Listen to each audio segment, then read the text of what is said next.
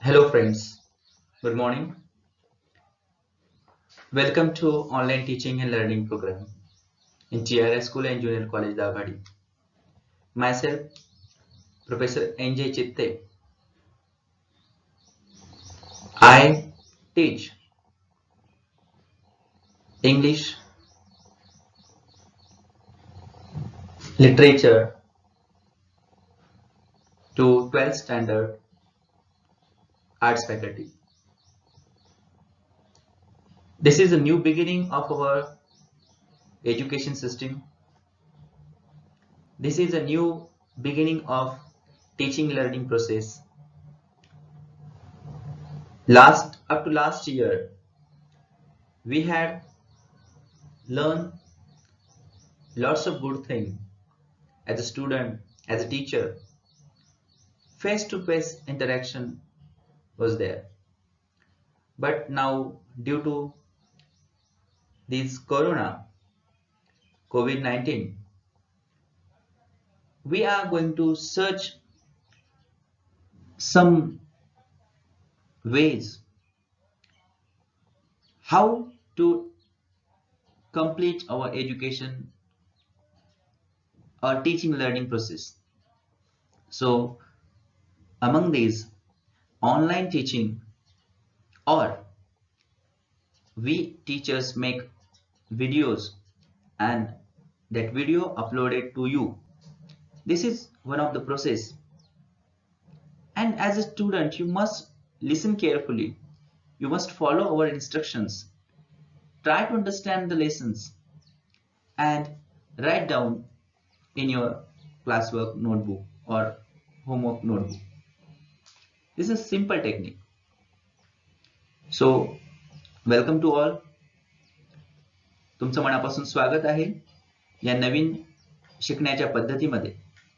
आपण बघूया ऑनलाईन शिक्षणाच्या या प्रवाहामध्ये आपल्याला बऱ्याच गोष्टी शिकायच्या आहेत. कोरोनाच्या या महामारीच्या काळात आपलं शिक्षण बंद राहायला नको आणि TRS school and junior college Dabhadi या शाळेतील 5वी ते 12वी पर्यंतचा आर्ट्स असो किंवा सायन्स असो, सेमी इंग्लिश असो किंवा मराठी मीडियमचा विद्यार्थी असो, मागे पडायला नको. मी प्राध्यापक NJ चित्ते, 12वी कला शाखेला इंग्रजी विषय शिकवतो.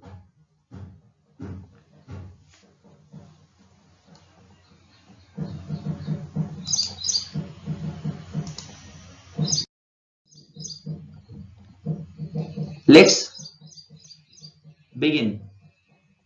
We have already started 1.2 on saying please. The writer of the lesson is Alfred George Gardiner.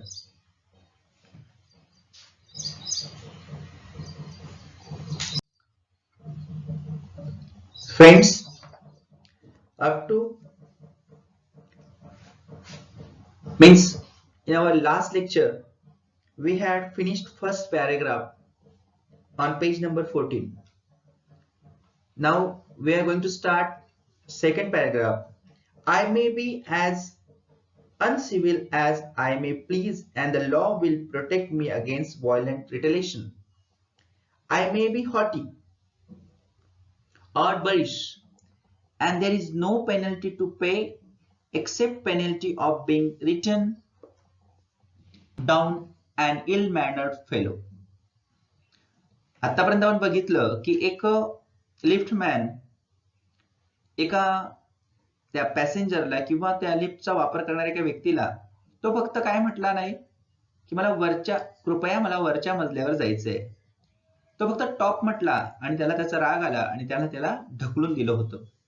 आणि ह्या इश्यू वरून आपला पहिला पॅराग्राफ संपला. आता लेखक म्हणतात I may be as uncivil as I may please, and the law will protect me against violent retaliation. मी कितीही असभ्य असलो परंतु जर कुठेतरी माझ्यावरती सूड किंवा कुणीतरी माझ्यावरती अत्याचार केला तर त्याचा बदला घेण्याचा मला कायदा पण काय सांगतो, मदत करतो. I may be haughty or boorish, मी खूप गर्विष्ठ असू शकतो किंवा मी एक गावंढळ पण असू शकतो. And there is no penalty to pay except the penalty of being written down an ill-mannered fellow. आता अशा व्यक्तींना फक्त कुठल्याच पेनल्टीचा कायद्यामध्ये उल्लेख नाही की अशा व्यक्तीला आपण या प्रकारचं काय केलं पाहिजे, शिक्षा दिली पाहिजे. त्याला एकच पेनल्टी काय, इल मॅनर्ड फेलो, ज्याला आपण म्हणतो कुठल्याही प्रकारचा बेशिस्त, ज्याला वळण नाही. The law does not compel me to say please or to attune my voice to other people's sensibilities any more than it says that I shall not wax my mustache or dye my hair or wear ringlets down my back. It does not recognize the laceration of our feelings as a case for compensation. There is no allowance for moral and intellectual damages in these matters. The law does not compel me. Compel means oblige or सक्ती करणे. To say please or to my voice to other people's sensibilities. Attune means very smoothly. म्हणजे लोकांना आपण कृपया म्हटलं पाहिजे किंवा आपण चांगल्या स्वरात बोललं पाहिजे, हे जे आहे हे कायद्याने बंधनकारक नाहीये.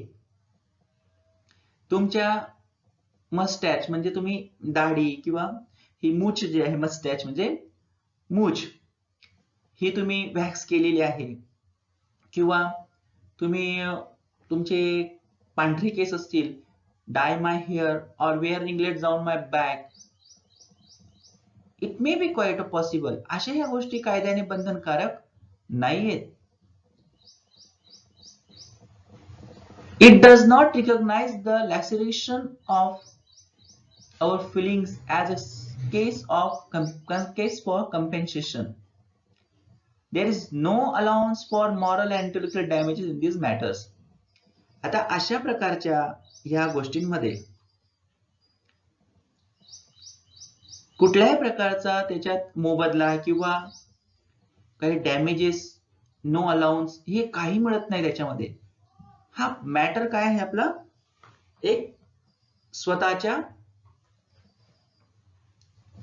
Good कॅरेक्टरचा. This does not mean that the damages are negligible. आता असं पण म्हणता येणार नाही की काही वेळेस आपण कोणाला सॉरी म्हटलं नाही किंवा आपण थँक्यू म्हटलं नाही, जे ग्रॅटिट्यूडचे वर्ड्स आहेत ते जर वापरले नाही तर काय फरक पडतो, आपण जसं म्हटलं तर तसे आपण म्हणून चालणार नाही. ते काही महत्व नसलेल्या गोष्टी नाहीयेत, निग्लिजिबल नाहीयेत. It is probable that the lift man was much more acutely hurt by what he regarded as a slur upon his social standing than he would have been if he had a kick on the shins, for which he could have got a legal redress.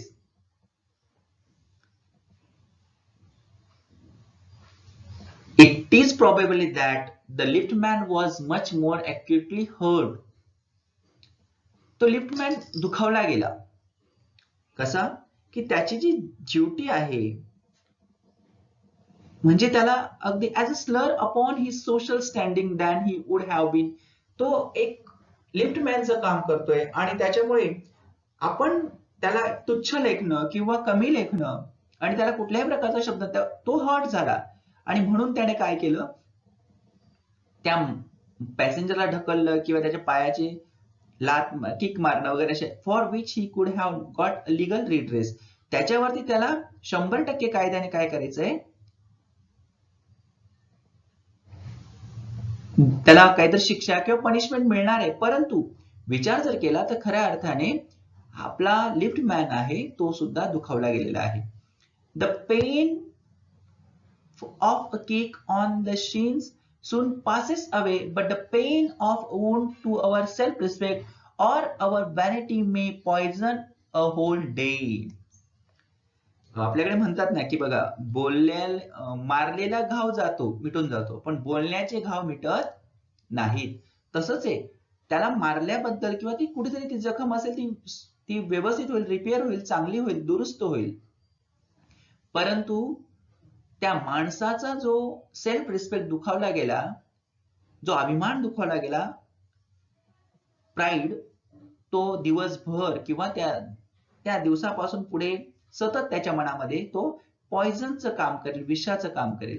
I can imagine that the lift man denied the relief of throwing the author of his wound out of the lift, brooding over the insult by the hour, and visiting his wife in the evening as the only way of restoring his equilibrium. I can imagine that lift man denied the relief of throwing the author of his wound out of the lift, brooding over the insult by the hour, and visiting his wife in the evening as the only way of restoring his equilibrium. तोच liftman इकडे deny the relief of throwing the author of his wound out of the lift. त्या जखमेचा, त्या घावेचा तो विसर करण्याचा प्रयत्न करतो, परंतु जेव्हा तो घरी जातो संध्याकाळी, तो समतोल साधण्याचा, इक्विलिब्रियम मीन्स समतोल साधणे, बॅलन्स, तो त्याच्या पत्नी बरोबर काहीतरी गोष्टींमध्ये आजच्या दिवसभरात झालेल्या घटनाक्रमांमधून समतोल साधण्याचा प्रयत्न करतोय. There are few things more catching than bad temper and bad manners. When Sir Anthony Absolute bullied Captain Absolute, the latter went out and bullied his man. Whereupon Fag went out downstairs and kicked the page boy. Probably the man who said top. Okay, up to this. There is another example. Sir Anthony Absolute to page boy. This amazing incident is described in Act 3rd, Section 1st of the Rivals, 1775. A comedy by Sheridan. Sir Anthony is a captain, Jack Absolute's father, and Fag is a son's servant. There are 3 or 4 characters. ही एक कथा आहे, एक act आहे the rival या comedy drama मधला. त्याच्यात 4 character दिले आहेत, sir Anthony Absolute, captain Absolute, and Fag and page boy. आता काय झालं, एखाद्याचा, आपण म्हणतो ना, वड्यावरचं तेल वांग्यावर काढणे, एखाद्याचा राग दुसऱ्यावरती काढणे. आपल्यावरती कोणाशी भांडण झालं असेल, आपण बाहेरचा राग काय करतो, घरात काढतो. घरात जर आपलं भांडण झालं असेल तर आपल्या घरातला राग आपल्या मुलांवरती आपण काढतो. मुलांवरती आपलं काही चिडचिड झालं असेल, तो राग आपण बाहेरच्या प्राणी मात्रांवरती काढतो. म्हणजे आपला एकमेकाचा इगो हर्ट झाला आणि आपण ते काय करतो, पुढे जाऊन आपला इगो किंवा आपला राग दुसऱ्यावरती व्यक्त करत चालतो. तशाच प्रकारे सर अँटोनी ऍब्सोल्यूट यांनी त्यांचा तिरस्कार कोणावरती व्यक्त केला, कॅप्टन ऍब्सोल्यूट. कॅप्टन ऍब्सोल्यूटने कोणावरती व्यक्त केला, त्यांच्या सर्वंट सनवरती, ज्याचं नाव आहे Fag. And then Fag is a son of servant, and that फॅग,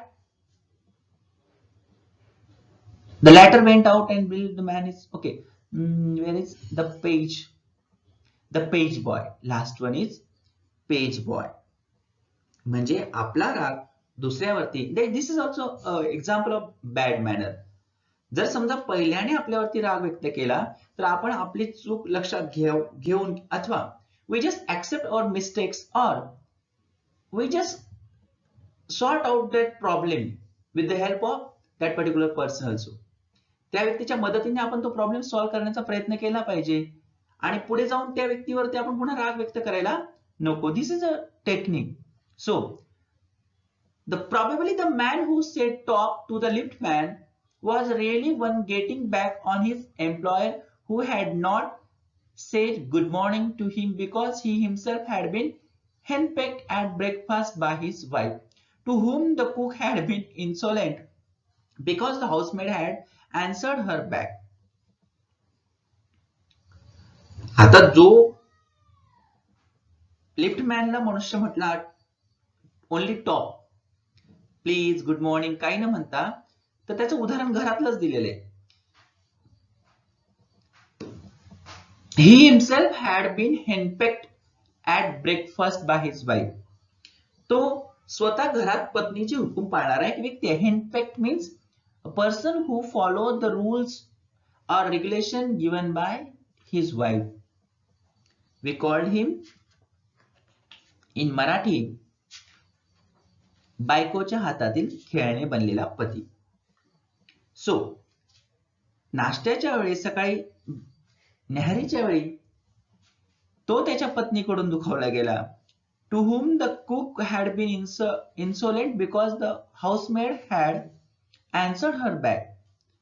आणि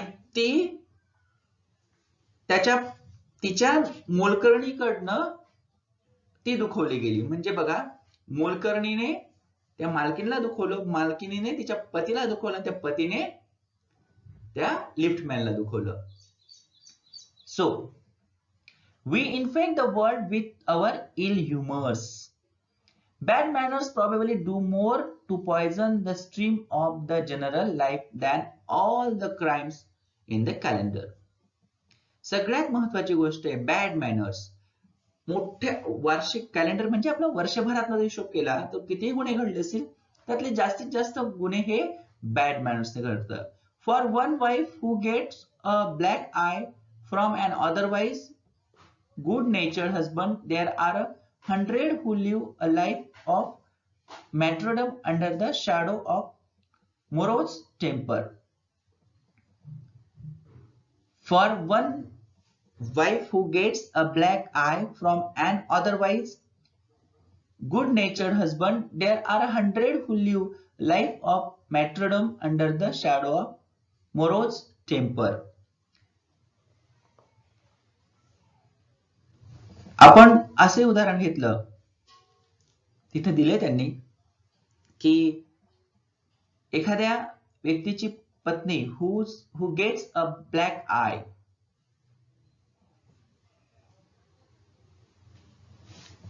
एखाद्या पत्नीने जर पतीवरती थोडासा बॅड मॅनर्सचा यूज केला, जर तो पती समजदार असेल तर तो मॅटर तिथेच थांबवेल. परंतु काही लोक अशा बऱ्याच अनहॅपी टेम्परमध्ये जगत असतात, असं उदाहरण त्यांनी दिलेले. But all the same the law can not become the guardian of our private manners. विचार जर केला तर आपले जे प्रायव्हेट मॅनर्स आहेत त्याच्यासाठी संपर्कामध्ये किंवा त्याच्या संरक्षणासाठी कुठल्याही प्रकारचा कायदा आपल्याला संरक्षण देत नाही. No decalogue could cover the vast area of offense and no court could administer a law which govern our social civilities, our speech, the tilt of our eyebrows and all our moods and manners. कुठल्याही प्रकारच्या कायद्यामध्ये संविधानामध्ये अशी काही हे नाहीये किंवा कुठल्या कोर्टामध्ये कुठल्या न्यायालयात अशा प्रकारच्या गोष्टींवरती सोशल ऍक्टिव्हिटी, सामाजिक और स्पीच ह्या ज्या गोष्टी आहेत यांच्यावरती अजून आपले मूड्स कसे, आपले आयब्रोज कसे, आपण कशा आयब्रो उंच करून कोणाकडे बघतोय काय, या गोष्टींसाठी कुठल्या प्रकारचं कायद्याने बंधन घातलेलं नाही. But though we are bound or to endorse the verdict against the liftman, most people will have certain sympathy with him. But आपल्याकडे आहेच आपली गोष्ट अशी की आपण काय करतो, आपल्याकडे